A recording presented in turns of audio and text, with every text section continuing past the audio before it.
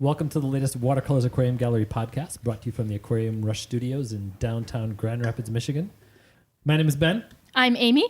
And I'm Charles. Today we're going to talk about fun stuff because we're going to put all that non-fun stuff behind us. I'm really excited for this one, honestly. I just want to talk about these fish. It's nice to talk about fish I want to talk about. Was it hard for you to come up with your list? It was so hard. It was hard to narrow it down. This might have been one of the hardest ones for me. I would agree with that.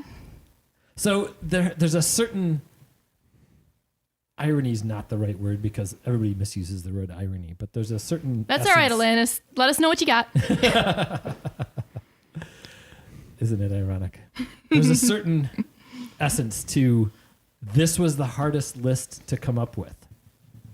I mean, that says something about, what does that say about the other lists we came up with? So for all of our listening audience, the topic of today is the top 5 freshwater fish that make us smile. Which really seems like it should be, hey, my top 5 favorite fish.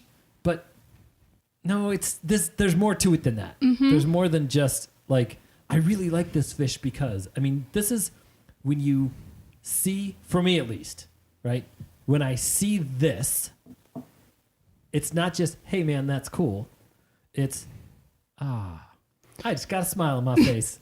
Yeah. Yeah. Part of my criteria because of that was the fish that I get really excited when I see in other people's tanks. I have a feeling there's going to be some more crossover on this episode than on any of the other top 5 lists. That's my prediction. I don't know. I'll be surprised. There's one that I think will be on one of yours. There's the rest of them I think I'll have close relatives. Okay. I think, so I know one that I will be very surprised if no one else has. One of mine, I have to admit, is I cheated a little. But we always cheat on these. What? Well, we've barely talked about this, so I'm curious what your guys' criteria was. Okay. That was my criteria right there, that if I see this, be that in our tanks, none of these fish are something I have in a tank. In fact, most of them, 2 of them I have had in my tanks at some point. But it's not even something that I go for when I'm doing an aquarium. Mm-hmm. It's just somebody did this and I went, hey, I'm smiling now. That's it. That was my criteria. Yeah. You too? Pretty similar, yeah. Similar? What about you? Similar. They were mine. I think 2 of them I probably would or could keep right now, but we have those both in the store and I haven't. So it's a really tough thing to nail down. Yeah. Like, what about a fish makes you smile? Makes you smile. Yep. And I don't think I can get that much more into detail without just kind of getting into it. All right, so get into it. What's the first one? All right, so my first one is, this one might be surprising to you guys. I chose Congo tetras. You know what? That doesn't surprise me, but they're awesome. Yeah. And I think I've talked about this fish before. I love this fish, but they make me smile because I sort of feel like they're a fish that like a kid would design if they were coloring. And they're just kind of ludicrous looking. They're rainbow colors. They've got that really interesting tail shape that, like, why would their tail be shaped like that? They kind of look like they have laser armor. Yeah, and they're just so pretty. Their relationships with each other are so interesting. I don't know. I don't have too much crazy to say about them other than every time I see them in a tank, I smile. I kind of think that that's a fish that has undeservedly become unpopular because I don't get questions about Congo tetras, but I remember like 15 years ago, they were like everyone, I knew a lot of people keeping them. I don't know anyone personally that's keeping Congo, like the standard Congo tetra right now. Seems like it's a fish when we get in, it moves okay. Slower than other tetras though. Okay. Yeah. Like, I don't think that we sell them in proportion to how cool they are. I think we sell them as a regular tetra. Right. And there's definitely something special about Congo tetras and the whole group of Congo tetras, but I'm just talking about the Congo tetra, like the one we all know. The classic. Mm-hmm. Which I think is Phenacogrammus interruptus. That My notes sounds right. are weak. I don't have scientific names in there, but I'm pretty certain on that one. That sounds right. Okay. No, it's a cool fish. I'm just going to throw out there, not on my list, but there aren't a lot of big tetras that I get excited about. Yeah, I've kind of been on that lately. I've even kind of been getting excited about the piranhas lately, of all things. So maybe that's just my little tangent. I think you're just plugging for the Africa, South America competition thing we're going to do here pretty soon. I mean, and if I could get people to get the regular Congo tetras as a gateway drug, and they can make me order the cooler ones. Oh, right. Yeah. So yes, somebody get really into Congo tetras and decide the regular ones aren't good enough for you, and then I will order you all sorts of funky ones that are really expensive. The orange flash and the... There's a bright red one too. Yeah. There's a bunch of undescribed ones that, oh yeah, those lamp eyes. The lamp eyes are my favorite. Yeah. But bar none. Yep. They make me Yeah. smile, but they weren't on my list. They should have been apparently. But We can file them all under this category. yeah, I like it. Cool. No, that's a good choice. It's fun. Easy to keep. Yeah, they're not very finicky. No, not at all. Yeah, and I wouldn't say that any of mine are that finicky because they don't make me smile if they die. Oh. We'll get to mine later. Yeah. Yeah. What you got, Charles? All right, so I'm going to use the one that I cheated on a little bit first. Okay, I'm good with that. Any fish that you have bred. Oh. Like when you walk into your and look in one of your tanks and there are baby fish, you're going to smile. I can't disagree with that. It's a good way to approach this discussion. It definitely is cheating. It's definitely And cheating. we're not letting that slide. Right. But also, I mean, yeah, I didn't put my buffalo head cichlids on this list because I've talked about them too much already and nobody cares. But there's something sad. Even if it's like, Yeah. I mean, like, I know you've done cherry barbs, right? But every Yeah. time you see them, you still kind of get Every like time I that look at a little cherry barb now, I smile. butterflies. Mhm. You know, it's interesting. There is definitely a fish on my list because at one point I bred it. Yeah. Yeah.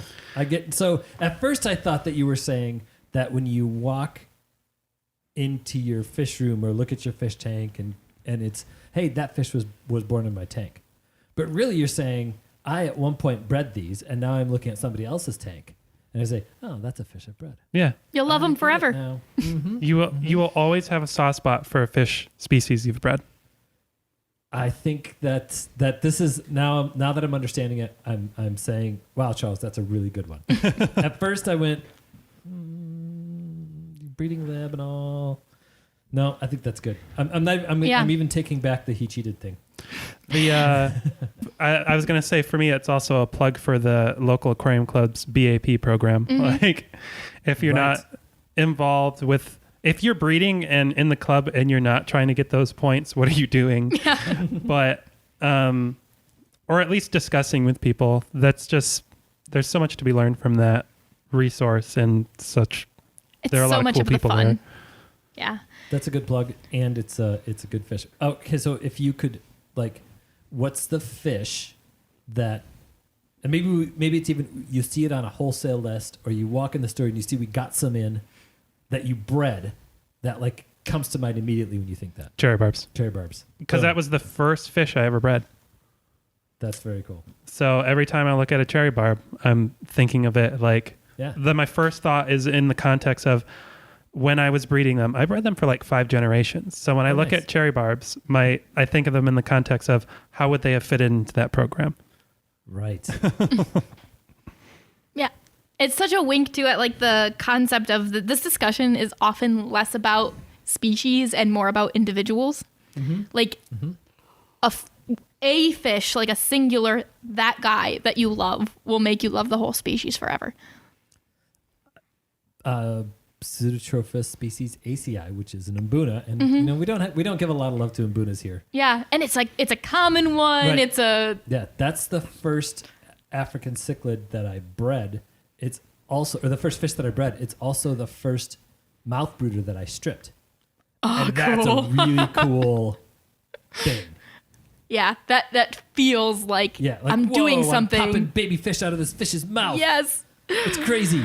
Yep. We'll have to do a YouTube video one of these days when we have a Umbuna holding on how to strip a fish.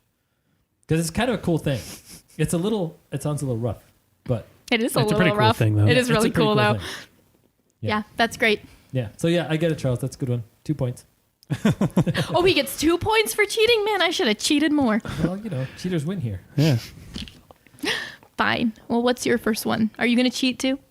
No, I'm actually going kind of straight up. Like, okay, this makes me smile, and that's fancy goldfish done right. Oh, yeah. Okay. Mm-hmm. So I had to do and I have to admit that on my list, I have a little caveat in there. I think for every one of them, right? And for fancy goldfish most of the time make me sad, Yeah. right? But when fancy goldfish are done right, when you see like a big 125 or 180 gallon tank with 6 or 8 big, beautiful, like softball fancy goldfish, and the water's really nice and clear, and it's got the right kind of substrate in it. And they're actually swimming. And they come and they look at you with those googly eyes, and they're all happy, and you could tell. I mean, that fish just looks. Now that's a happy looking fish. That makes me smile. Yeah, healthy fancy goldfish always look loved because they have to be. Yes, they need a lot of love. Yeah. That's going to be our roundabout way of saying goldfish are not exactly, at least in my opinion, not a beginner fish. But No. And they're horribly abused, and they're horribly oversold and overproduced, And as a result, overbred. Overbred. Yeah. So we get these fish that are sold as beginner fish that get massive and come in terrible shape and in horrible condition. And for lots of people out there know that are coming to the store, it's very rare that we have fancy goldfish for sale here. And the reason there's a lot of reasons. yeah, but it's not that we don't like fancy goldfish. I personally, like I said, it makes me smile every time I see them. But getting quality fancy goldfish that we know are going to go to someone's home and they're going to live for 30 or 40 years, it's almost impossible to get. Yeah. Like finding the right place to get them and the right person for them to go to. For me, honestly, I think it's harder to find the right place to get them right now. Just that, like, all the market is flooded with crap goldfish right now. But this is 2021. 2021. So we're talking about happy. This makes me smile. So if you're a goldfish breeder who knows how to do it right, give us a call. Give us a call. Please. I think that was a great one, and I was not expecting that. A big fancy tank.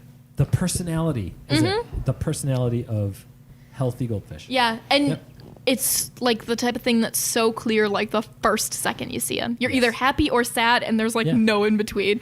Yeah. You didn't think of that one? No. I thought, actually, that's the one that I thought was going to be almost universal. I didn't even think about goldfish because Most usually of the time they make you sad. Yeah. Same. Yep. Yeah. By the way, little thing there. If you have a fancy goldfish tank done right, I would love to see pictures and hear the stories. By the way, if it's smaller than 50 gallons, please don't send me pictures. And I want to know all their names Right. because goldfish need to have names. My wife had one named the Puggle. The Puggle was adorable. Yeah. She also had Aretha, which was She had Aretha. such a great fish. Mm-hmm. And Cool. Quasi. Quasi. I can only imagine. Yeah, Aretha was very cool too. Anyway, there we go. There's mine. Fancy goldfish. Cool. All right, my next one I think might be on your list, but we will see. I kind of had to put a puffer on here because puffers make everybody smile. They do. But I went with the South American because I think that's like the most smile-worthy of all the puffers. Yeah, I don't. Everyone's going to hate me at first when I start speaking on here, and then everyone's going to get. I don't actually like puffers. Yeah, I hate you. Each puffer I've ever met makes me fall in love with them, though. That's so perfect. Because I don't like the concept of puffer fish, but every single puffer fish I've met has so much personality. Mm-hmm. What do you mean the concept of pufferfish? It's just like They're when you not a look at concept, it. really. Yeah, It's- when you look at them on paper, or like, it's just not a fish I ever see me keeping. Like if you list out all the requirements and like all that. Yeah, but then like you meet a puffer and you're like, all right, this guy's pretty funny. And part of that is because most puffers, they need or want to be kept singly. And on the flip side of that, they also need and want a really diverse environment and a lot of enrichment. So Special it's like diet. Yeah, so there's all sorts of issues to keeping puffers, and I don't keep South American puffers at home. I have a separate puffer that I'm not going to get into right now, but you can keep those in a group pretty easily. That's pretty crazy. And that helps a little bit with the enrichment. You can keep them with other fish even, as long as they're not fish that they can eat. And they always kind of seem happy. Like, they don't hide. They don't, like, a lot of puffers are really lurky. They want to, like, lay on the bottom or hide in some plants most of the time. And these are ones that are always out, always greeting you. They're like the big peaceful version of pea puffers. They're perfect. My favorite nickname for pea puffers is murder beans. Because they have the aggression of a fajaka or an umbu in a 1-inch In a package. cute little package. Yeah. South American puffers are the puffers that nobody knows they want, but everybody wants. Everybody wants, yes. They're every person's puffer, It's true. right? That's a great choice. They would, whenever I see them, I do indeed smile. It was indirectly on my list because I cheated with one. So it was sort of on my list. Yeah. Yeah. I know this is We'll get there. backtracking a little bit, but I just got a good analogy for me and puffers. It's like, you know, when you have a friend describing one of his friends to you and you're like, wow, this guy sounds like a jerk. And then you meet him and you're like, oh, okay. Oh, he's not so bad. Yeah. I see why you're friends Like, with oh, him. he 'cause sounds he's like funny. a jerk, but he's actually really funny. Yeah. Yeah. That is Yeah, totally that's kind of a puffers. puffer. That's pretty good. I like that. Good choice, Amy. Yep. Charles, what makes you smile? So, like you, many of my fish have caveats. Good. So, my caveat for this one is fat adult clown loaches. Ah, yes. Nice. Much needed. Yes. Little clown loaches are cute. They're cute, Yeah. but when you have like a 6 or 8 foot long tank and you got like 8, 10-inch, 12-inch clown loaches and they're like as Oh, big yeah. around it or bigger around than your fist. Yeah. Oh my God. That would make me smile every time I saw it. Yeah. Because they're very active. They use that horizontal space and they don't look like they should be fast when they're that fat, but they are. And they're so goofy. And Yeah. one of my favorite features about them is that they'll produce like a clicking sound. I've They're never heard really them make a vocal. sound. They're very loud.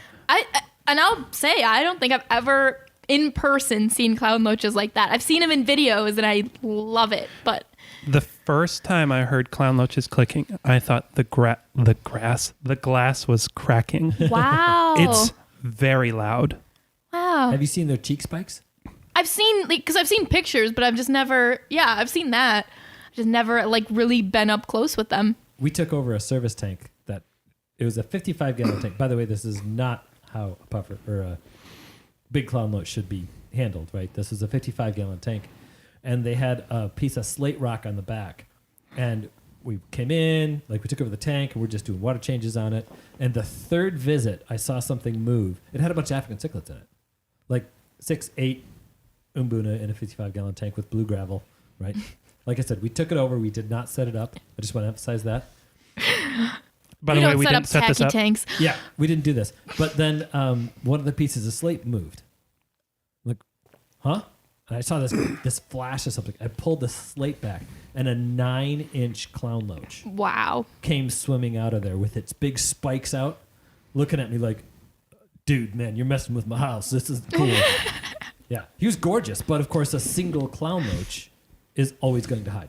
Yeah. Clown loaches are very necessarily a schooling loach, even when they're big. Yeah. They want buddies, or they're not going to be comfortable. And this thing, we had been there 3 times and did not know it was there. I totally believe it. Seeing the way they wedge themselves into weird little Oh, yeah. crevices.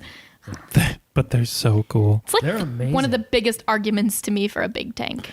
And that's why, like, I personally am not sure I'd ever have a group of them, because I think to do them justice, you need at least a 180-gallon tank, because Yeah. you need like 6 minimum, and they're going to get like 8, 10 inches. Yeah. And If the you get a big tank female, mates you like can 12. keep them with are also large. Yeah.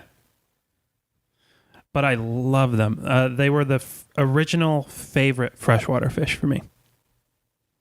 I can't fault you for that. Yeah, I can totally see it. They're amazing. And they're fish that we carry very rarely because not everybody's got the tank for them. So it makes me smile even more. Do have some nice alternatives at most of the time, though, Oh, because yeah. I just like loaches. But Right. We can get some of that with some of the zebra loaches and some of the YOLO loaches and the Sid the monkeys. yeah, That's They're one of my favorite ones to say. yes. That's like tangent. Me, believe it or not. What? Right. The name of a fish that makes me smile is Sid the monkeys.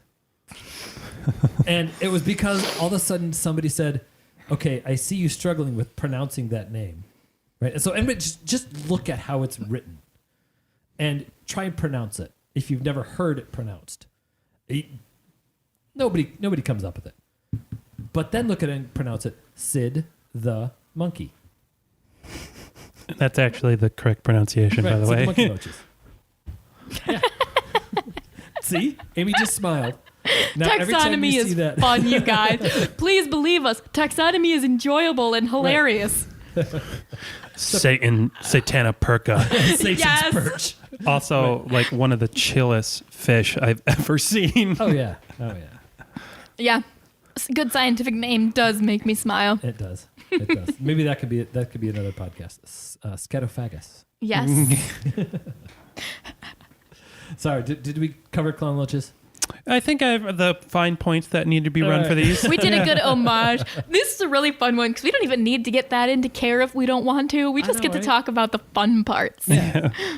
About the smileys, because 2021 is all about smileys. Mm-hmm. Yep. Speaking of smileys, have you ever seen a group of big mature white clouds? Not for a long time. Yeah. They're amazing. When I see that, and it's got to be, so there's my caveat, right? When they're big, they're meteor minnows. Oh, right. No, that's longfin. Oh, is it? Is Yeah. it just longfin, Yeah. the meteor minnow? Yep. I just always thought that was a fun name. It's a great name. But just regular wild type white clouds. Tenichthes albinudus, I believe, is the correct scientific name. But a big group of mature, and the caveat is mature. I still like them when they're immature, when they're young ones. But when you've had them around for a while, that color gets almost that seems tannish with a pinkish hue, gets almost burgundy. When two males are displaying to each other, which they almost constantly do, they're gorgeous. Yeah. Absolutely beautiful fish. That's something that people really, really don't appreciate about freshwater fish is that color is a way of advertising how sexy you are. Oh, yeah. And if you can't play that game, you are not wasting the time or the energy. Yep. And most fish for sale are juveniles. What the fish you get now is not the fish you're going to have. Right. It's really nice to have our displays around like that because we have some of the fish that they've matured and you can see how those colors are. The SB Resboras that we have, or that we had for a long time in the ellipse tank. Yeah. They sold so many SB Resboras because And immature ones just people don't would show. be like, "What are those?" Yeah. They're these. Yeah. What? Yeah. Like you just Wow, gotta. you must have a better light on there. No, it's just they mature. And white clouds for me Yeah. and it's got to be a decent sized group, at least a dozen. But that's really all it takes is a dozen. Is it really a group if it's not by the dozen, though? Seriously. Well, and honestly, like I think you're so right in having white clouds be the poster child for this, but I think we could almost expand that to like big mature schools of small schooling fish. I almost put those Beckford's pencils on my list today because of that. Oh, they're awesome. 'Cause- Mature. I have never appreciated that fish until that group. No, 3 weeks ago, I would have said that's a boring brown fish. Now, I'm like, those fish are so active. They're always sparring and showing off. Their color is beautiful. And it pretty much plays for every single small freshwater schooling fish. The biotope that we have going Yeah. has some fish maturing in it in their full color. Oh, they look amazing. Yeah, you think you've seen cardinal tetras, but look at them in there. Right. Yeah. It's so notable. Right. Look for that YouTube video coming out soon. We'll Yes. do a full rundown on that biotope. The white clouds are the The white perfect clouds. example, though. Beautiful. All right, Amy, what you got? All right, I'm going to do my loach. I put Hillstream loaches, Specifically for me, it's like the gastromyzon, aromyzon, like the smaller ones, but the suellias, which are kind of the traditionally known hill stream loach, they're just goofy, happy fish that are super active, don't hide like plecos do, always outgoing. I got to watch some of those. We've got just like their reticulateds and their spawning behaviors and stuff like that. Cool. And they just seem like happy fish. They're always never active. Make me smile when I have to catch one. No. They make me smile when I get to make someone else catch them. We made one of our new employees catch out like 10 1-inch gastromyzon from a tank. Yeah, it took him a long time. But once they're in a tank, they definitely make me smile. Cool fish. And it's not just like, they're just so cute. Like they're goofy, beady little eyes, and they're just so determined to eat everything. How are they with plants? I've never had an issue with any hill stream loach and plants. That's what I thought. Yeah. We have a group of the gastromyzons in the Madagascar lace tank, right? Yeah. And I guess the lace plant's soft enough that... And they're very specialist. Like the environments that they come from, there's not a ton of stuff growing in there usually. So they're usually either very specialized on films or whatever types of algae that would grow in their home. It's basically super fast flowing rocks. Yeah. Yeah. So it's whatever algae that grows there, and that's what they like to eat. They've got that super cool low profile so that the current can't sweep them away. Yeah, don't expect them to be your algae eater for anything more than film unless you know specifically what they eat. But the species that we have in our display are blackbeard specialists, apparently, or fibrous cyanobacteria specialists. They're doing a great job. Yeah, and they're an inch long. Yeah, I bet if we had twice as many of them, we wouldn't have black brush. But they're tiny fish; they can only do so much. They're working hard. They're doing their best. Just look at them and they're smile. always eating it. I'm just picturing one in the corner and its stomach's bulging out, and he's like, "I'm trying, man. I'm trying." But that's what's so endearing because they are always eating. They're like, oh, more. I like to. And now I'm picturing like Vikings like having a drinking contest, but Exactly. it's like little loaches just munching, and they're like, "Go, go, go!" Yeah, well, I cleared off 3 inches last night, man. What did you do? Yeah. Okay, that made me smile. Yeah, see? Yeah, that's fun. And they don't mess with anybody. No, they're pretty much... And nobody messes with them because they look like rocks. Because what is that little flat thing? Who knows? Right. Yep. I think it's a twig. All right, Charles. I put down wild tiger barbs.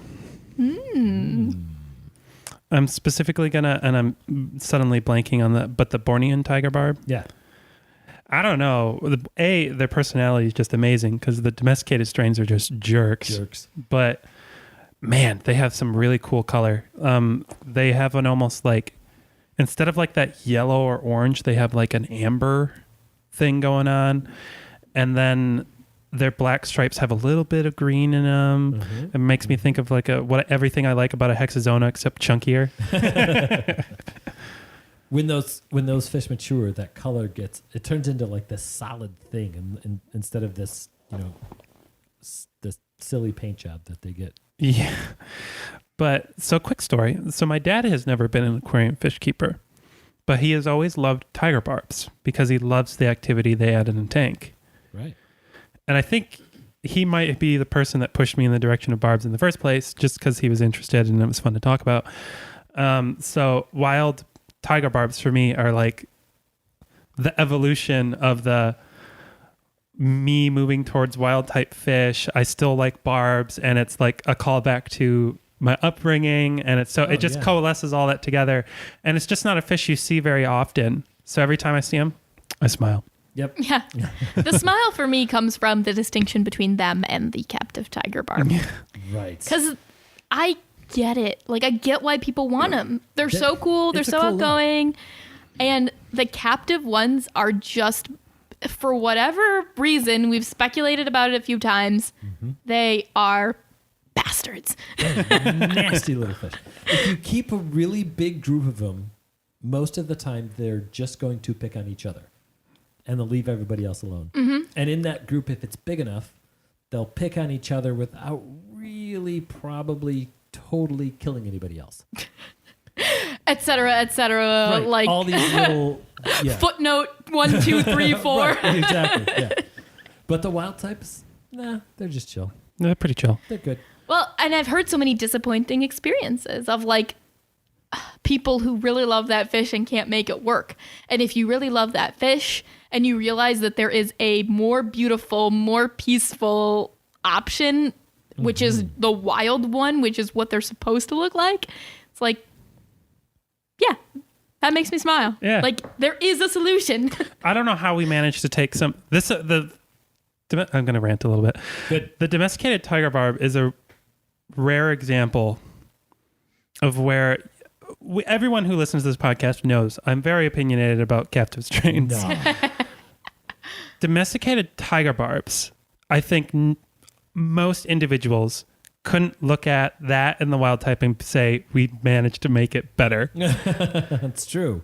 They just look Yeah. weird once you've seen the wild ones. Their color is off. They're chunky in weird parts of their body. They get these weird, like the black splotches under their face. They just look weird. It's like, oops, I guess we messed that one up. Yeah. I think that all of the domestic tiger barbs came from like a group of like 8 fish. Like all of them in the whole world. And super hybridized too. Yeah. Inbred. And no, they're hybridized too. Well, yes. Hybridized and inbred, which Yeah, is like, come even on. crazier. Yeah. Just Yeah. That can't make for a solid, hey, this fish is great. Well, and whether you're selecting for brightest color or like brightest orange or whatever, or leaving them to figure it out on their own in a pond, the most aggressive fish is going to make it to the top every time. True. So we've probably bred the aggression into them, but less intentionally than we did for domestic bettas. Yep, that's true. like I can understand when someone comes to me and says, I like an electric blue ram more than the wild type. I'm like, I don't agree with it, but I understand it. Yeah, I agree. I will never understand anyone that looks at a domesticated strain tiger barb and tells me that's better. And whenever you see them, it's so noticeably better that it makes you smile. Yes. I think you're right. I like it. Ben? Okay, so I'm going with the cheater one, but I had help coming up with this one. What are you looking at the audience? What did she do? I'm going with, and this is sort of like, I almost chose like right along with you, Amy, but I'm going with someone who has that one pet fish. Mm. And I'm not talking about, this is all fish are pets, right? But some people have that one fish. Like Robin had Aretha. My wife had Aretha, and that was her pet fish. Mm-hmm. And there's a certain other YouTube guy who's got his puffer that they've. And say what you will, say what you won't. That's a cool pet fish. Murphy, that's right. And a puffer, it often gets that title. Mm-hmm. There's a aquarium photographer guy that I know named Mo Devlin. Really cool dude, takes amazing pictures. He is a Central American cichlid guy, and he has what a waste. a red. No, they're awesome. I'm He's just got a red devil. I'm that's sorry, his that's pet. terrible. That was really mean. That was really mean. Mo's a really nice guy. Oh, I'm not. I'm. What a waste for a good photographer to be interested in Central American cichlids. Oh. I'm sorry, I can't help He it. has a photograph actually that was in National Geographic. Really? Yes, Wow. of rainbow cichlids protecting their fry, Aw. and it's an amazing shot. Yeah, All right. So Fine. I'll he gets back some love, off. but That he's- was too mean. it was too much. Just Wait. too much. So I was drinking when you said that. Yeah, I know the photo you're talking of. yeah, So you know this guy? yeah. He came to the Aquarium Club. That's really cool. Yeah, he's one of my Facebook friends. Small world. Yeah, The Yeah, fish super keeping nice world guy. is a really small world. Sorry, I had to pause and be like, wait. Yeah, All right. so I'm he- sorry. I interrupted your story being a jerk. Go Right, back to right. it. So he actually talked about how he did a aquarium talk on aquarium photography and how he does it, and it's really cool. We'll do a little, That would be a really good little one. side thing on how to do that, but how he got that shot. It's a fantastic shot. But he has the pet fish, and we've got Biggie downstairs, which is the pet fish, right? And Murphy and a puffer. It's hard to not have a puffer be like your pet fish. So it's got to be done right. And it can be a species tank, and I think that works. But you have to, in order for your pet fish to make me smile, instead of make me sad, because lots of them make me sad, it's got to be that big one-off show fish, can be in a species tank, but when you walk up to that tank, that fish comes, "What's up? How you doing? I'm so glad to see you, and I'm happy you're here." Right? Oscars end up being fantastic pet fish. That's why people love them. Yep, it's hard to beat a properly done, healthy Oscar as a pet fish. Yeah. I knew a buddy in college that you could boop his Oscar on the nose and he would be like, he. Like, you could see him get like excited that like you turned and poked him. Ooh, attention. What are we doing here? I had Brutus and Othello. Yeah. Those are my Oscars. And they would jump out of the tank to catch, I'm going to go food. I'd hold it above the tank. They'd jump up and grab it just like a dolphin show. It's like the halfway between your goldfish one and my puffer one. It's a fish that you know is loved. Yes. Yes, exactly. Yep. I can never remember her name. The lady who had one discus. Yes. Stover. Stover. I don't know the lady's Yes. name, but the discus's name was Stover. Stover, right. And it was what? Yeah, I don't know if you want to tell the story, but I'm the one who sold it to her. Yeah. I think that means you should tell the story. Because she had a 29-gallon tank. She wanted a discus. And she knew that she was going to do whatever she had to do to have one discus. She would call us probably every week. "Oh, I think Stover's not feeling that well. He didn't eat all of his second portion of bloodworms today." Like, She took such good care of that she fish. did. And we told her, "All right, if you're going to do it, this is exactly what you have to do." Never kept fish before. She wanted to dive into a discus tank. And it was very precise. Yes. It was like she knew exactly what she needed to do to make sure Stover was happy and nothing else mattered. Yep. And it was so fun to have a person like that. That Yeah. makes you smile. It does. Yeah, that's It does. like if you're listening to this podcast, like, damn, you came through for that fish. Like, Absolutely. like, kudos. And if you love something and you know it's big, like you can tell when a tank has been designed around a fish instead of stuffing a fish in a tank. And that was that. Yep.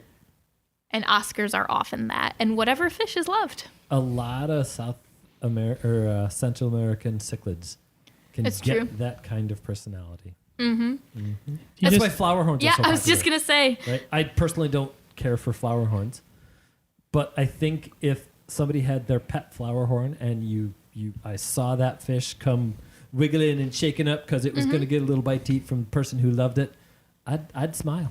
I definitely would. Yep. I think that's part of why they're so popular right now is because they were built for that. Yes. Yeah. They're like And a pug. blood parrot cichlids. Yeah. They were also they were Yeah. built to be a ridiculous looking companion. Like a pug. Yep. And they Never are. thought of it that way, but that's really accurate. Yep. Uh-huh. That was a great point. Still cheating. I didn't cheat a single time this time, guys. I think it's my turn. I think so. I'd kind of like to see if you guys can guess this one. Because the way that I described it is it's the bird of paradise of the aquarium fish. So it's a teeny tiny fish with a huge display that can't really do anything about it. And I'm curious what you think that would be.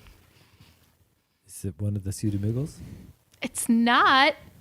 I want to say threadfin rainbow. It's threadfin Urethra? rainbow. Yes, I knew you guys could guess it because it is. And that display is so over the top compared to their size and Oh, yeah. their mouth size, let's say, because Oh, they can't even eat other things, let alone kill them. And it makes me smile every time I see it. Those males are super dramatic, and like to see them sort of try and herd with their huge fins a female in to breed is really fun to watch. If any fish would make it to like a fashion show runway, Yes. it would be those males parading up and down the runway. They're very avant-garde and they take it super seriously. Flaunt it, baby. And like you see them go after each other and it's like, it looks like they're fighting to the death. I've never seen a torn fin from a threadfin rainbow. I don't think they even have the physical strength to fight, but they act like they would. It's kind of one of those fish that you walk up to a tank full and you go, huh, those are kind of cool fish. They're kind of neat. Whoa! Yeah. Like you see the display, and it just, bam, Explosive. explodes. You gotta watch it. Oh yeah. And it keeps you interested. I think they did it. I know. They did it. Yeah, I think that's one of the big mistakes a lot of people make when it comes to fish keeping, at least on the freshwater side in particular. I think both sides of the hobby are guilty of this, but Yeah. freshwater in particular, where people don't take into account the behavior of the fish as part of your Right. display. That is a cichlid keepers get that, Yeah. right? And a lot of times, some of the cichlid keepers don't quite get the love around here that some of the other people interested in groups of fish get. But one of the most fascinating things about cichlids is the behavior. Yeah. But like, what good is a ridiculously pretty fish if it does nothing? Like, what's the fun in that? Like, here's the example. L146 plecos. Yes. Yeah, Like, if you never see it, right. By the way, I love L146 plecos. And when I see them, I get them. And when we get them, we sell them because they're that cool. yes, Yes. But, they're just emblematic of a great example of what we're talking about here. yeah, talk about a fish that when Well- you see it, you're going to smile. Oh, yeah. And And you won't smile a lot, but when you do, it'll be a big smile. yeah, I was going to frankly say, like, and they rarely make me smile, but they do when I see them. And there are a lot of fish that are popular, but they're so boring to me because they don't do anything. Right. Yeah. All you need to make a threadfin rainbow outrageously stunning is a female within proximity and some moss. Yeah. The And- flick. Like the flick. Is, It's I don't know how so else cool. to describe it. Yeah. Well, like, and fish communication is a really fun thing to watch. And it's not always very obvious. Like, if you stare at your fish for a while, you'll see, like, oh, like my male is calling his female over when he flicks his fins just in the right way. Right. You can't miss that on a threadfin rainbow. Their communication is like billboard level, like, come here. And it's so fun. I really them. love some of like the subtle behaviors. Like, I'm trying not to laugh. Has laugh anyone a ever little. seen a male fish get rejected? and get super dramatic about it. Yeah. So like, I'm thinking of like a pair of apistos I was watching a few days ago, where the male Pisto females are like professionals at rejection. I know. Yes. The male is like, Yeah. hey. And then she looked in his general direction and he flashed his fins. He got real dramatic. And she literally looked at him and was like, meh, and kept going. And you could see his fins slowly deflate as he understood that she was like, nah. Even better because half the time they will start chasing everything else in the tank. Like, you didn't see that. I'm still tough. That wasn't at her. Yeah. Apisto females are the mean girls of the aquarium They world. definitely are. No doubt. It's just fun to watch, though. Yeah, for sure. That behavior. Yep. Yep. Threadfin rainbows are my poster child for that. But like any fish that communicate very overtly is really fun. That long finnage of threadfin rainbows is, there's nothing else. Like if rainbows are the poster child, the threadfins are like, Oh, yeah. yeah. And I had to like pick and choose my rainbows. Like a turquoise rainbow and their like neon stripe that they get up the forehead to use to communicate. Rainbow fish are really communicative fish. And I think just generally underrated. But threadfins are one of my favorites. Yep. Good call. Cool. I like it. I'm smiling right now. All right, Charles, how are you going to make us smile now? I'm going to say Betta unimaculata females. Specifically. I've kept that fish. Yes. The I know males, exactly what you mean, and you're right. the males are gorgeous. They're really pretty to look at. I love them. They're amazing fathers. Dang, they have no personality. But the females, Really? holy cow. So when we first got wild Unimaculatas with a known collection location, I bought 7 of them. I put them in a tank together. I wanted them to figure out who they liked and who they didn't like. And it took me way longer to get a successful spawn out of them because watching the behavior of the females, trying to convince them. So this species seems to form like reverse harems. Yeah. Some of the paternal mouth breeders, that's not uncommon in paternal mouth breeders. It makes sense. Mm-hmm.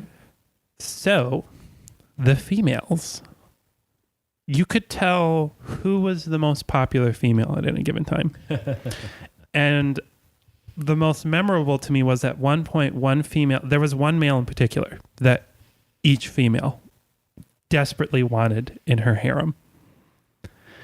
Interesting. So that was the one, that was the one that I affectionately called Pretty Boy.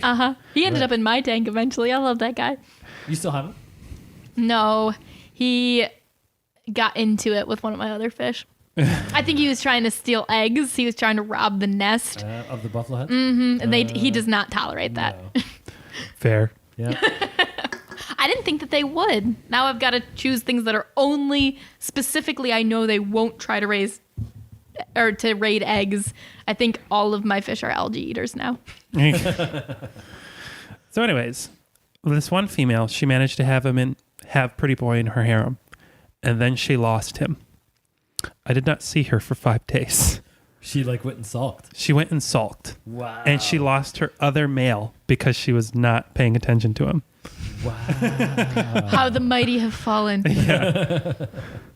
That's pretty cool. And I knew if I wanted to get a spawn from this group, I had to divvy out the females with the males that they had at the time. Right. And I couldn't bring myself to do it for months because it was just so they never actually fought. It was just so interesting to watch because the females were always just vying for, it was all political intrigue. It wasn't physical. It was just who was in at the time. Yeah. It was so cool.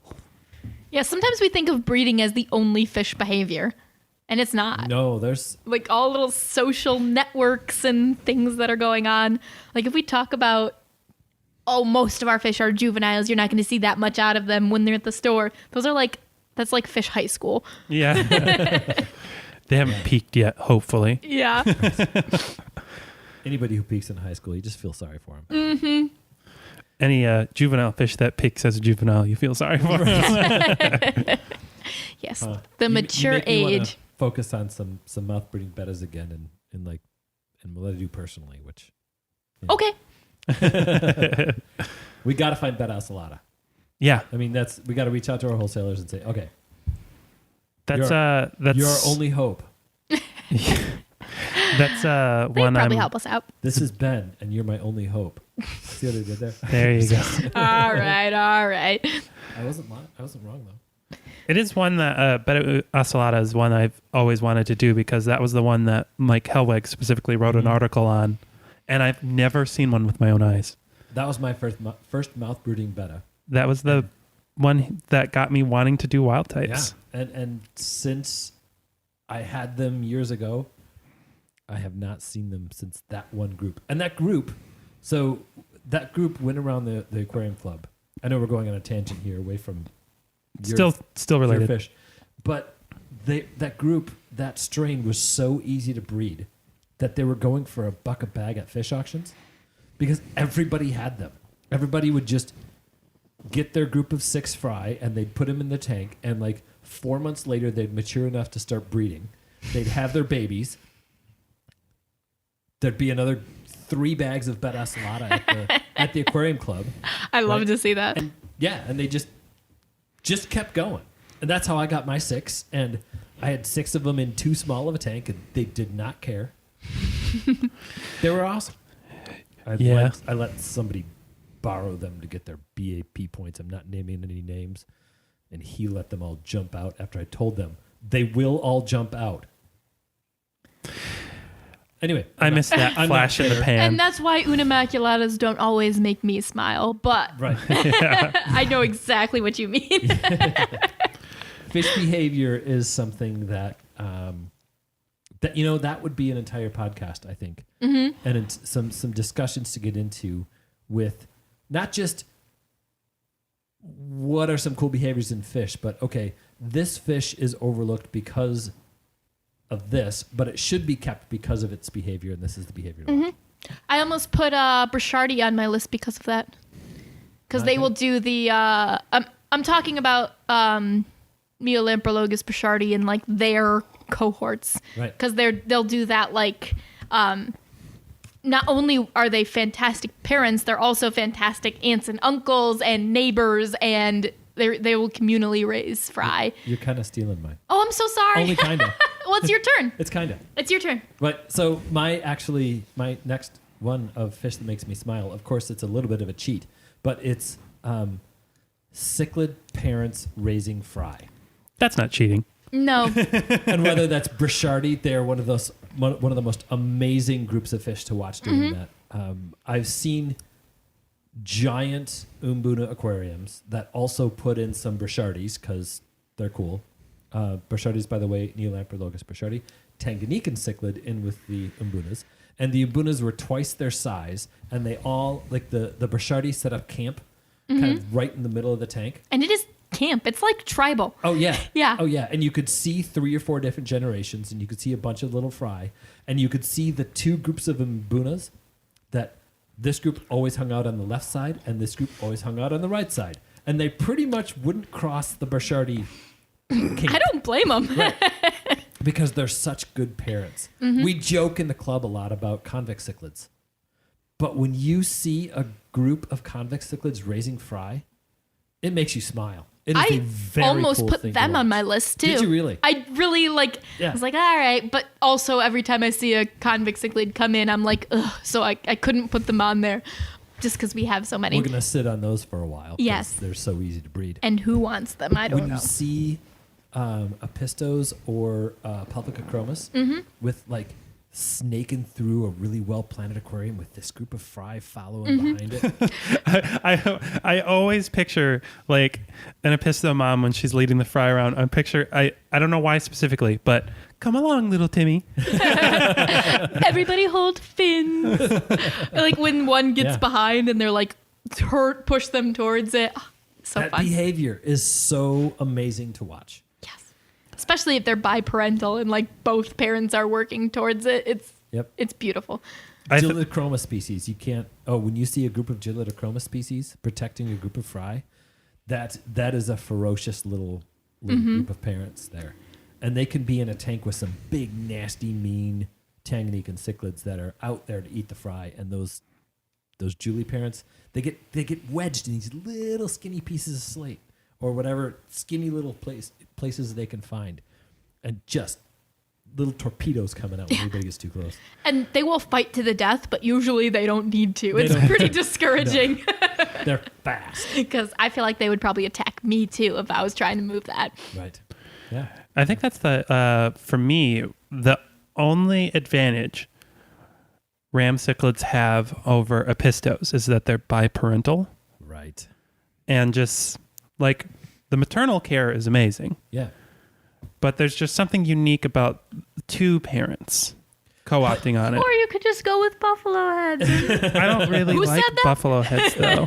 I love buffalo heads. They're cool. Amazing. It's just I could never see me keeping them. That's something that Amy accomplished that I tried for years and did not accomplish, was to try and breed buffalo heads. I had a group of them. They did amazing. They looked incredible. The males had these, the fin extensions on those things get incredible. It's stunning. Yeah. They were in a tank that had Epistos breeding. I mean, there was, things should have been right. Maybe it was the Epistos breeding that disrupted the buffalo heads too much, but I was never successful at getting them. Well, you want to know what my secret was? What's your secret? I kept them like pet fish. You loved them. I loved them. I did not give them enough love.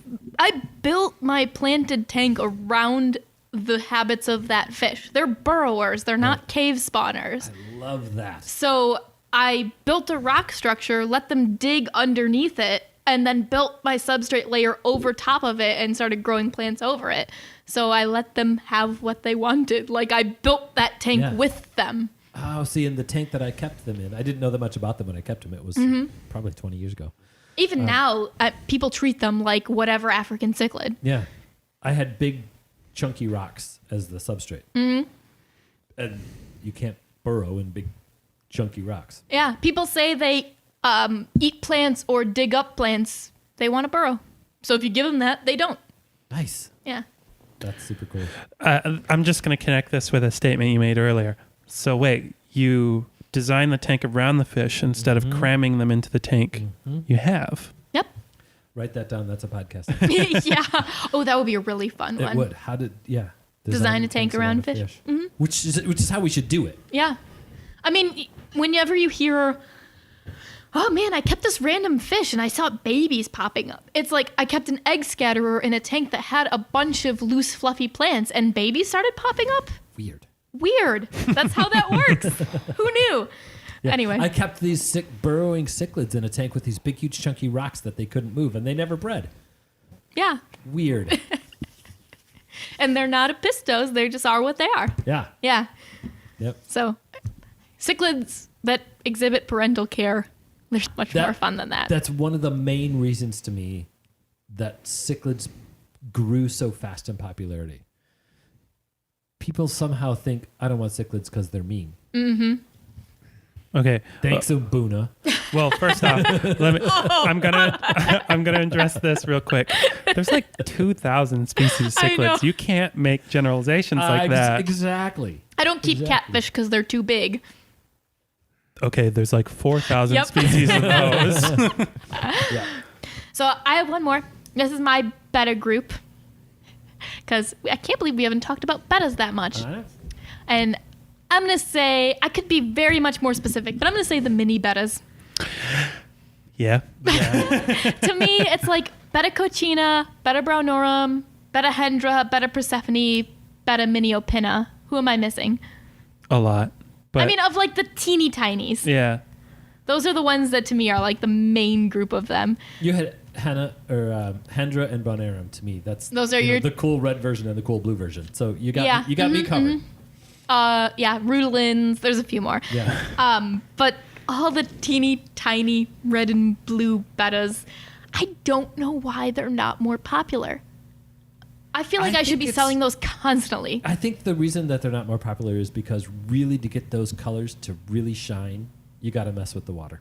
But a Betta cochina in tap water is still bright red with bright blue eyes. Yeah, we have them right now. They look great. Everyone comments, wow, those are gorgeous. And then they don't buy them. Yeah. I mean, they will eat some shrimp, but mostly babies. But most fish are going to eat your shrimp. Yeah, and they're fantastic nanofish. And a 2.5, 5, or 10, fantastic centerpiece. Keep a group of them. They're so fun to watch together. A lot of what we were saying about the Betta unimaculatas still applies. Their relationships are really fun to watch. They're peaceful. I've never seen them fight. I've seen them argue. I've seen them face off. So for me, I'm trying to think if I want to make this joke. The mini bettas to me are like the New Yorkers of bettas. I'm walking here. I don't think I've ever actually seen them fight. Right. But I've definitely seen them yelling at each other. Like if they could, they'd be flipping each other off. Yes. But that's about as far as it ever goes. And they're so cute. That's such an amazing group of fish.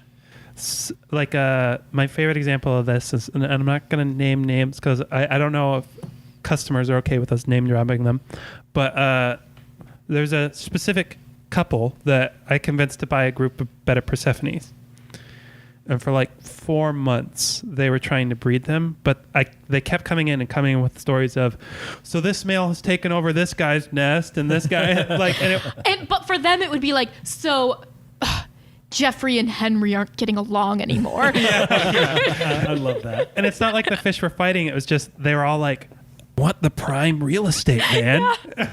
Yeah. It's like the days of our lives of fish. So they had I'm not sure Ben knows that. So I gave them a bunch of film canisters to use as nests. And for some reason, I only had one black film canister to give them. And then I had some clear ones and some gray ones. For some reason, they all wanted the black one. Really? Yes. So anyone listening who wants to breed these, black film canisters. But Unless your group prefers clear.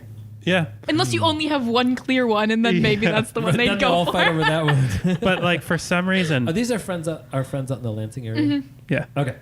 And they would just consistently come back with stories of, all right, so Jeffrey has taken over the black film canister and Henry has settled for a gray.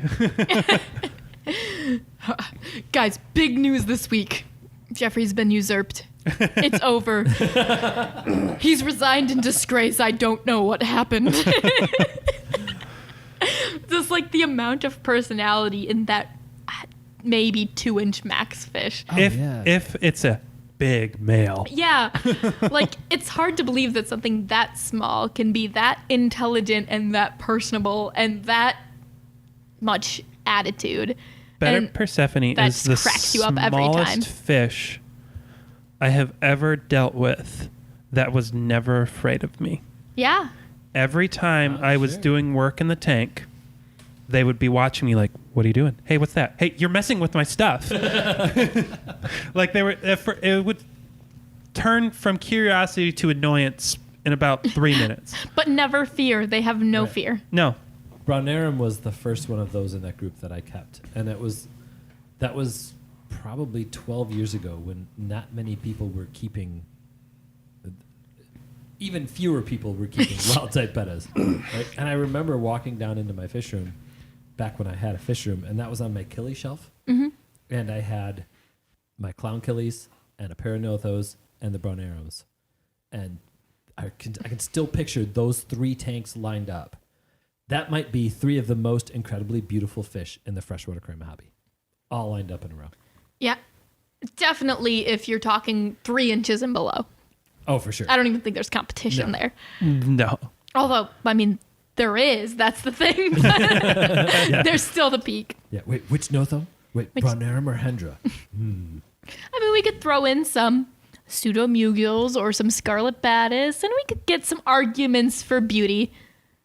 But why would you argue about Why would that? you Just argue? have them all. That's 2.5 gallon tanks. I had like 12 of them. We could have them all. Yeah, you could It have a didn't take up pair much of space. every gorgeous nano fish in 12 2.5 gallons. Well, not every, but enough. But enough. There's never enough. Never enough, Never. but a lot. 12. No, that's a great choice, Amy. Yeah, those are fish that need some more love. Mini bettas. Yep, let's talk about them more so people get more love. People want to put domestic bettas in there, 2.5s and 5 gallons, or you could have a trio, or you could have even more if you really wanted to. Yeah. More bettas, the better. Yep. You better. I couldn't resist. Well, All right, Charles. What do you got left? This is your last one. yeah. So I have one that I think I have never talked about in the store. Ooh. I think will surprise everyone, and I have an amazing story for it. I love stories. Skunk loaches. We've definitely talked about skunk loaches before, Okay. but I do want to hear the story again. So, this is a prime example to me of a fish that's so evil that I love it. I've heard this story. That is a thing, definitely. Oh, yeah. Like loaches. They're so friendly. They're so fun. They So all cute. are. They like to Except snuggle with each other and everything else. So, this was the story of anyone that's ever wondered, why does he read so much before he does anything or adds anything into his tank? This is the story. Well, you had clown loaches. They were really sweet. They were so nice. So I walked into my local fish store and they had a skunk loach. And I thought, it's a boateed loach. It's small, and every other boateed loach I'd worked with at that point was very calm, very easy to work with. So I thought, what's going to be the problem? So I added it into that would have been a 60-gallon community tank. Mhm. And I had a school of 20 neon tetras. Oh no! The next morning, I had 11 neon tetras.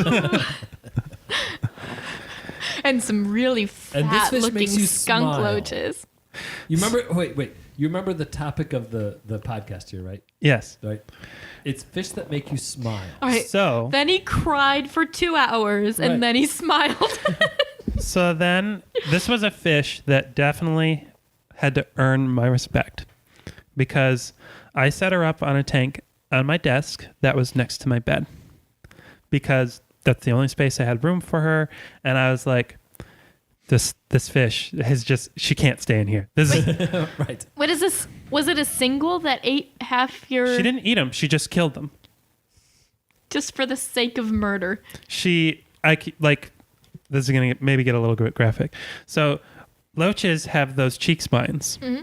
She cut those things to ribbons. Wow. Wow. Just to be a jerk. Not even to eat them. And at 60 gallons, it's not like there wasn't enough room. It wasn't territorial. Nope. She was just anyways. For the joy of murder. So The Sometimes you say thrill. things that make me nervous, Amy. I'm not going to lie. so I set her up on an 8-gallon tank on my desk next to my bed. Yeah.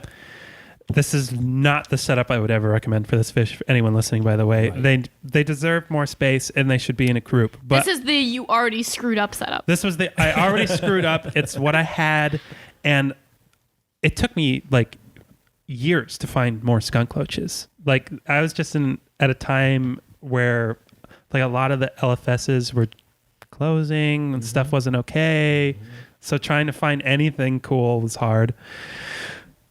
So this fish was basically 3 feet away from my head when I went to sleep at night. Plotting. She would click at me. Not in an annoying way, but in a, like, you know how, like, when the windows, it's a cool summer night and you can hear the crickets. Yeah. Over time, she definitely got attached and would, like, try to figure out, like, when I was doing schoolwork or when I was on the computer, she's watching what I was doing. She would flare up at glasses of water if I set them down on the desk. She just became a true pet. It's that pet fish. Yeah. It's like magnetic. And it's a sociable fish, so it is looking for that, But like, Dang, validation. was she evil. I loved her, but she would have killed anything that you put in with her. There is definitely a reason that so far we've talked about 3 different species of loaches, and I had to cut at least 2 from my list. Really? They're so goofy looking. Mm-hmm. Like in an Actually, endearing kind of way. I had considered at least 3 species of loach, Really? not including the one that I put on there, so at least 4. Wow. They're just that personable. I cut out beachers to talk about skunk loaches. I'm surprised that you wanted to talk about shears. They're just a funky fish. Yeah, they are funky. They just look prehistoric as all get out. They get great personalities. They do, they do. So, I'm just I wanna surprised to hear that from him. I want to get back to the skunk loach. Yes. Yes. Like it's the pet fish. Yeah. Like- Yeah. And people don't often think of a loach as being the pet fish. Yes. But I get it. That is a fish that I think back on specifically, and I'm like, what would have her full potential have been if I had managed to get her a group and I had a larger tank? Well, she might not have murdered as much. Yeah, She also might not have bonded with you as much. it's possible, but my experience with clown loaches and zebra loaches is that they're even more outgoing to you as a person if It's there's a true. group. That's true. Just because it's that weird, like, teenage boy where it's like they slowly goad each other on thing. It's confidence building. Yeah.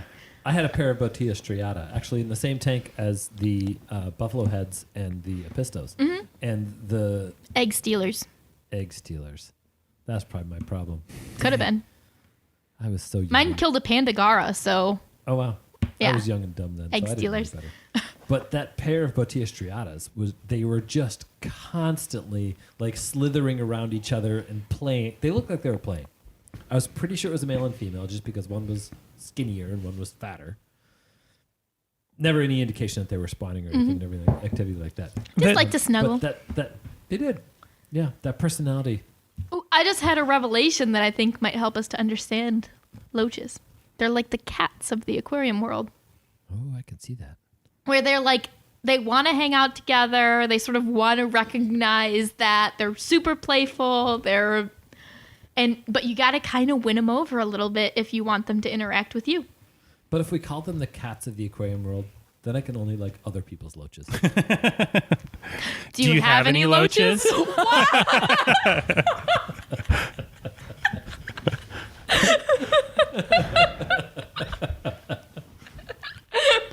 Wow.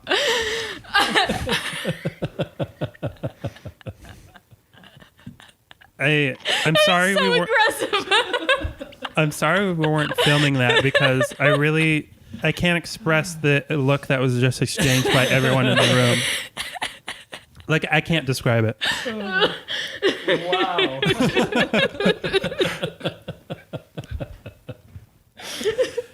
Clearly, both of you have cats.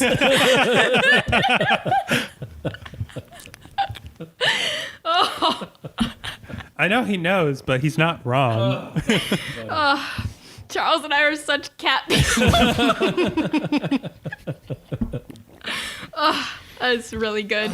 For the record, All right, fine. You want No. one big personable fish that's gonna I come? do not have any loaches. You just have a splash, which is basically a Central American cichlid.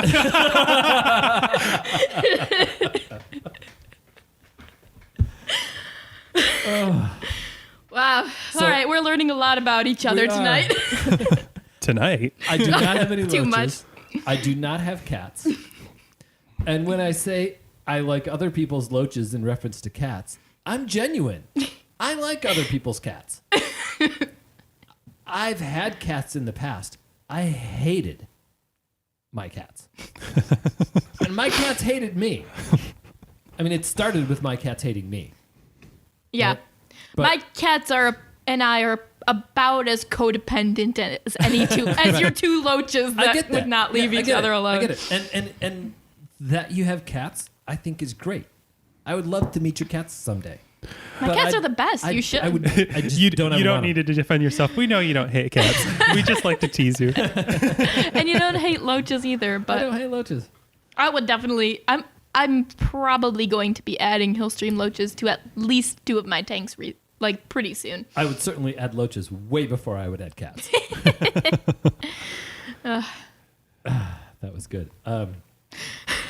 Oh, man. Let's call that a wrap. 'Cause Wait, don't you have one more? I do have one more, but it's kind of hard to. All right, we'll wind down with your last one My because I stomach kind of hurts. need it. At this All right. that really hit me. Good timing on that, by the way. For all of those in the listening audience, that was not planned. That was not staged. And we were both so indignant. I know, right? That was perfect. All right. So, all right. So my last one. Let's finish it off. This is what we're going out with. An extremely large group of cardinal tetras. Yes. That's a great way to end it. Yep. When somebody, and that's so I think that's that. I think maybe that could be the unifying theme of the night. What is it that makes us happy? When people do fish right. That makes us smile. Happy fish make me happy. Happy fish have great behaviors. They exhibit their natural behaviors, like threadfin rainbows. Mm-hmm. Happy fish breed, and if it's cichlids, you get this big group that takes care of their fry. Happy fish have that personal interaction that you get to connect with. Happy fish exhibit that natural behavior that makes them more interesting to us. Like schooling or breaking off into different little groups to figure out what they need to do, like cardinal tetras do. Yeah. Yeah. So when people come in and ask me, so what would you consider the minimum group size for cardinal tetras? My genuine and honest response is I recommend people buy them by the dozen. And I don't mean minimum of a dozen. I mean buy them by the dozen. The last time I bought myself a group of cardinal tetras, I bought 30. That's doing cardinal tetras right. Mm-hmm. Cardinal tetras, and here's a way to think of why a really large group of cardinal tetras is the right way to do cardinal tetras. So they are in the wild considered a seasonal fish. They live in the flooded forest plains of the Amazon River system in South America. And a lot of those fill up with water. Cardinal tetras hatch. They swim around. They do their thing for 6 to 8 months during the rainy season. Those pools dry up. The eggs go into the mud. And not long later, the rains come back. The eggs hatch and the cardinal tetras are back. They do this in such incredible mass that if right now every single adult wild cardinal tetra would poof, die, it would have a zero net effect on the overall wild population of cardinal tetras. They reproduce at such an incredible rate because there's so darn many of them. And in the places where cardinal tetras are found, when you go look at a cardinal tetra habitat, there are these little flashes of blue and red everywhere in massive schools of thousands. That's how cardinal tetras look incredible. And when you see somebody do that right, it's a stunning display. It's taking a common, everyday aquarium fish that people would consider bread and butter and making it one of the most stunning displays of aquarium fish that's possible. Yeah, a group of 20 looks good. A group of 50 looks great. A group of 200, you will never forget. It's amazing. That's the Shed Aquarium tank with like 500 cardinal tetras. That is in an aquarium with sharks, dolphins, whales. That is always on the, like, there's no, in the family, it is understood we are never skipping that tank. Right. That's one of those dedicated, spend at least 10 minutes there. Yeah. Just sit and watch them. Mm-hmm. Yep. Because it looks like nothing else. Just sit and watch. Mm-hmm. And if you're listening and you're like, oh, I have 3 cardinal tetras and they don't school, well, they can't. Yeah. Get a whole bunch more. Yeah, like, okay, 7, they will do fine. But 20? Get a dozen. Yeah. Yep. Dozen, it's the fish that I'm like 6 minimum, 12 to do it okay, as many as you physically can fit to do it well. Yeah, have that be the focus. It's worth it. It's totally worth it. I'll never be mad if anyone comes in and is like, can you order in like 40 cardinal tetras for me? Yes, we can. I'm just waiting for the day when we get the order for, you know what, get me in at least 100. Yeah. That would be Because good. I want to look at it.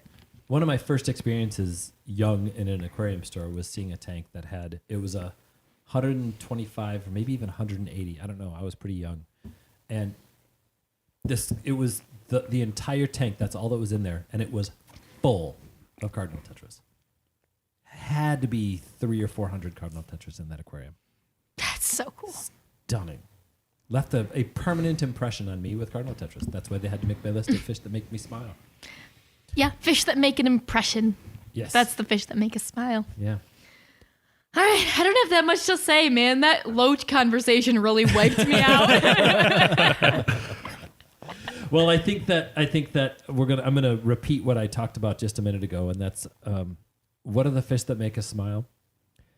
It's when somebody takes just about any fish and does it right. Mm-hmm. Loves Gives them. love, takes proper care of them, puts them in the group that they need, puts them in the ecosystem that they need. Does it right. Yeah, and I think any fish done right will make me smile. I think you're right. So, you proved me right a little bit because at the beginning of this conversation, I said, I think this is going to be the one with the most repeats. There were no repeats. Yeah, but we still pretty much said the same thing over and over again. Well, if you want to continue the discussion, please look us up on Facebook, Instagram. We'll definitely post a discussion question about this episode on Facebook. Questions, comments, concerns, email to podcast@watercolorsaquariumgallery.com. And don't forget to rate and review us on iTunes or wherever you listen. That's how we sort of know how we're doing here. So keep us in the loop. send us some pictures, some examples of fish that make you happy. Please, I love pictures. Yeah, that was. Let's just say I worked the weekend, and one of my highlights was people showing me pictures of their tanks. Always fun. Speaking of fun, let's have lots of fun and let's keep those hands wet.